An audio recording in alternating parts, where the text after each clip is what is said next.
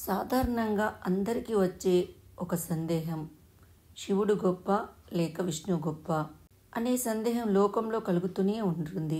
అందుకు సంబంధించిన ఒక అద్భుతమైన కథ ఉంది. అదేమిటంటే, ఒకప్పుడు దేవతలకు రామేశ్వరం అనే పదం ఏ సమాసానికి చెందినది అని సందేహం కలిగింది. రామస్య ఈశ్వర అంటే రామునికి ఈశ్వరుడు ప్రభువు అని అర్థం వస్తుంది. అది శివాధిక్యం అంటే శివుడే గొప్పవాడని చెప్తుంది. శివధనస్సు విరిచిన రాముడు శివుని కంటే ఏ విధంగా తక్కువ? విష్ణుమూర్తిని అడిగి సందేహ నివృత్తి చేసుకుందామని వైకుంఠం వెళ్లారు దేవతలు. విషయం చెప్పారు. మీరు మరియు శివుడిలో ఎవరు గొప్ప అని అడిగారు. దానికి సమాధానంగా విష్ణువు, ఇంత చిన్న విషయానికి ఇంత దూరం వచ్చారు. ఈ పదాన్ని చూస్తేనే తెలుస్తుంది.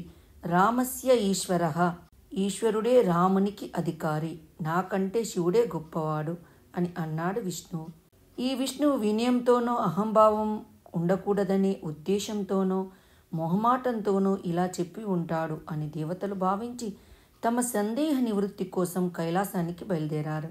దానికి సమాధానంగా శివుడు, ఇందులో సందేహించడానికి ఏముంది? రాముడే ఈశ్వరుడిగా గలవాడు అంటే విష్ణువు తనకు అధికారి అని, విష్ణువు తనకంటే గొప్ప అని అన్నాడు శివుడు. వీళ్ళిద్దరితో పెట్టుకుంటే కుదరదు అని దేవతలు బ్రహ్మగారి దగ్గరికి వెళ్ళారట. వీరి బాధ విన్న బ్రహ్మగారు, రామేశ్వరుడు అంటే రాముడొక్కడు, ఈశ్వరుడొక్కడని అర్థం కాదయ్యా, రాముడే ఈశ్వరుడు, ఈశ్వరుడే రాముడు అన్నారు. అసలు వీళ్ళిద్దరికీ భేదం లేదు అని బ్రహ్మగారు సెలవిచ్చారు. శివాయ విష్ణు రూపాయ శివరూపాయ విష్ణవే, శివస్య హృదయం విష్ణః విష్ణోచ్చ హృదయం శివః అంటే శివుడే విష్ణువు, విష్ణువే శివుడు. శివుడి హృదయం ఏమిటని పరిశీలన చేస్తే విష్ణువు ఉంటాడు, విష్ణు హృదయాన్ని పరిశీలిస్తే శివుడు ఉంటాడు.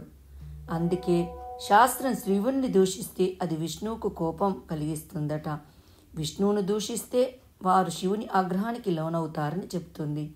శివుడు విష్ణువు రెండుగా కనిపిస్తున్న ఒకే శక్తి, ఇద్దరు ఒక్కటే.